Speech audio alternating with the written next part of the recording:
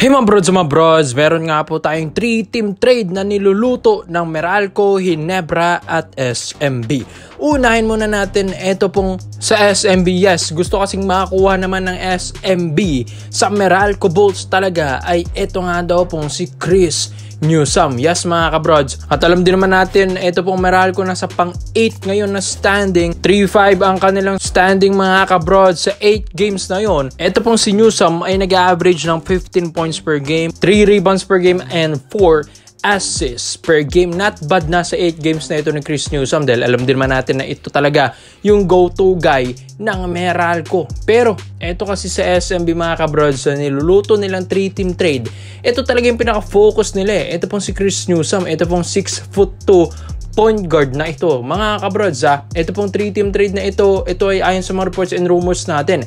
Ito nga yung mga bigating mga point guards na kanika nilang kupunan. At ito nga pong si Newsome ay matagal na nating naru-rumor na gusto palang kunin din talaga ng SMB at ang Meralco.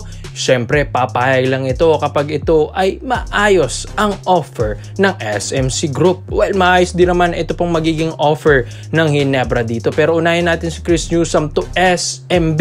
Mga kabrods, wala na akong masasabi dahil malakas naman na ito pong si Newsome, pero may bibitawan nga lang talaga ang Beermen dito mga kabrods. Ito pong si Chris Newsome, one of the best guard na rin dito sa PBA at hindi na rin matatalo ang SMB dito. Kumbaga win-win situation ang mangyayari. Ito pong si Newsome kasi mga kabrods, matagal na rin itong gustong kumuha ng pangalawang kanyang kampyonato. Hindi nga lang niya maulit-ulit yung kampyonato niya dati noong 2024 dahil nga nahihirapan na naman ang Bolts. Alam din naman natin ito pong MVP Group, ang isa sa mga focus nila ngayon yung TNT tropang 5G, di ba mga kabrods? Kaya ito pong Meralco, hindi ito napapansin ng masyado na best ang kanilang lineup, kaya si Newsome talagang todo buhat sa kanyang kupunan. Well, alam din naman natin ito pong si Chris Newsome, kung lumipat naman ito ng Beermen, win-win situation para sa kanya. Lumakas lalong SMB at ito pong si Newsome ay magkakaroon pa ng kampyonato. Kumbaga win-win situation ang trade na ito mga kabrods, kaya aaralin ng tatlong kupunan na ito. Kung itong si Newsome naman ang mawawala sa Meralco Boat, sino naman ang mapupunta dito? Well, kung matatandaan nyo, 3-team trade ang gagawin dito mga kabrods, kaya ito ang mapupunta naman dito sa Meralco Bolts. Well, alam din naman natin hindi pwede sa SMB manggagaling ito dahil yung manggagaling sa SMB mapupunta ng Barangay Ginebra San Miguel. Kaya yung galing sa Ginebra, ito yung mapupunta sa Meralco Bolts. Well, ito nga, Stephen Holt. Yes mga kabrods, yung 6'3" or 6'4" point guard or shooting guard naman ng Ginebra to Meralco Bolts. Yes, alam din naman natin ng Meralco, hindi nila basta-basta bibitawan yung isang Chris Newsome kung walang maayos na offer. Ito na siguro yung pinakamaayos na offer ng SMC Corporation na si Stephen Holt ang ibibigay nila. Ang Ginebra ngayon ay pumapang-apat sa standing, 4th ang kanilang standing sa 6 na laro na yan. Ito nga pong si Stephen Holt ay nag-average lang naman ng 15.6 points per game, 3.5 rebounds per game at halos 3 assists per game. Well, kung babasihan lang stats ni Newsome and ito pong ni Stephen Holt, medyo mataas lang talaga ng konti ito pong si Holt pagdating sa puntusan. Well, alam din naman natin na ito pong si Stephen Holt, one of the best shooter naman ito ng Barangay Ginebra San Miguel. Wala nang talo siguro dito ang Meralco. Kung mawala naman ang kanilang captain ball na katulad ni Chris Newsome, ay mabibigyan din naman sila ng isang veteranong napakahinog na mga kabrods na nagpa-draft dito sa PBA na katulad ni Stephen Holt na may experience pa ito sa ibang bansa. So hindi na talaga matatalo ang Meralco dito mga brods kung handa silang mabitawan si Chris Newsome. Kumbaga win-win situation lang din naman ito pong 3-team trade na ito eh.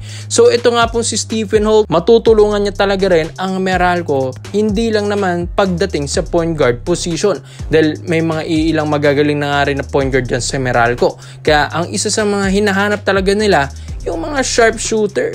Yes, ito nga pong si Stephen Holt kasi talagang sharpshooter naman ito ng Ginebra. Hindi rin naman talaga basta-basta bibitawan ito ng Ginebra kung hindi mapupunta sa kanila yung player na magaling daman sa SMB. Kaya dahil ito nga pong si Stephen Holt, syempre walang magiging choice ang Ginebra dito kung kukunin nila yung magaling sa SMB kung hindi sila dadaan sa ganitong 3-team trade.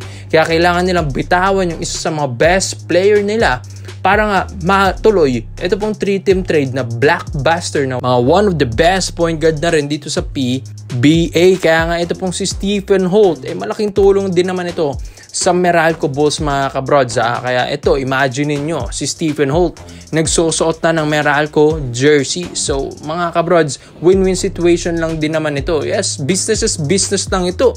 May mga superstar nga rin dito sa mga kanilang kupunan, di ba? Mga akala natin tatagal na sa franchise, magre-retiro na sa franchise, yun pala i-trade lang. Katulad na nga lang, example natin, Arwin Santos, Alex Cabagnot, Rani Del Ocampo, di ba? Yung mga MVP at SMC na yan, kahit mga best of the best pa na player nila, basta para lang sa ikagaganda ng kupunan, ibibigay nila yan mga kabrods. Kaya ito pong 3-team trade na ito na niluluto ng tatlong kupunan na ito ay maayos ito mga kabrods. Walang talo, walang panalo, kumbaga pantay lang. Ito na, yung mapupunta naman sa Ginebra. And guess what? Syempre, si CJ Perez. Yes mga kabrods, ito na, i-visualize nyo na. CJ Perez wearing Ginebra jersey, Stephen Holt to Meralco, and Chris Newsome to SMB. So, win-win situation lang. Well, ito nga pong si CJ Perez naman, one of the best point guard din naman ito sa PBA. Kaya talagang panalo rin ng Ginebra dito. Bakit? Sa dalawang players na nabanggit natin sa kanilang mga stats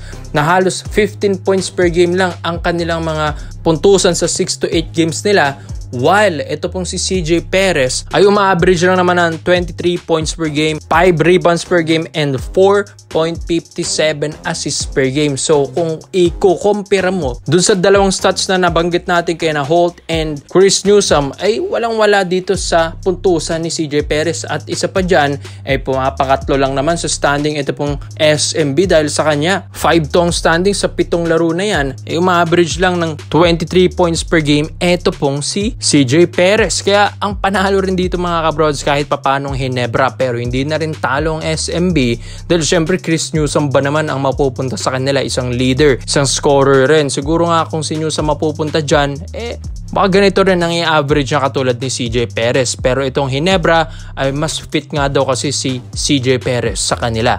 Yes, matagal na itong gustong ilipat ni Coach Tim Cone at ni Boss Al Francis Chua, pero yun nga mga brods, naghahanap lang talaga sila ng maayos na timing. Well, yung pinaka best na nga siguro na i-offer ng Ginebra dito, yung si Stephen Holt. Hindi nga nila mabitawan kasi yung Scottie Thompson. Syempre mga kabrods, di ba? Kaya ito pong si CJ Perez to Barangay Ginebra San Miguel, tiba-tiba rin talagang Ginebra dito. Sabi nga nila ito pong si CJ Perez, hindi nga ito masyadong namamasa. Pero mas mataas naman ang assist per game niya sa dalawang players na yun, di ba mga kabrods? 4.57 assist per game.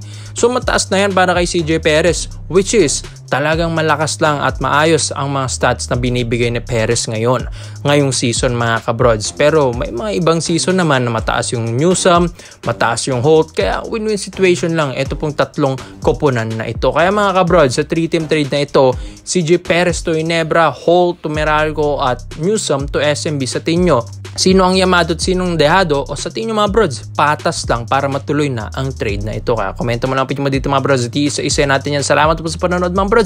This is Phil Basketball. Yun lang, I'm out.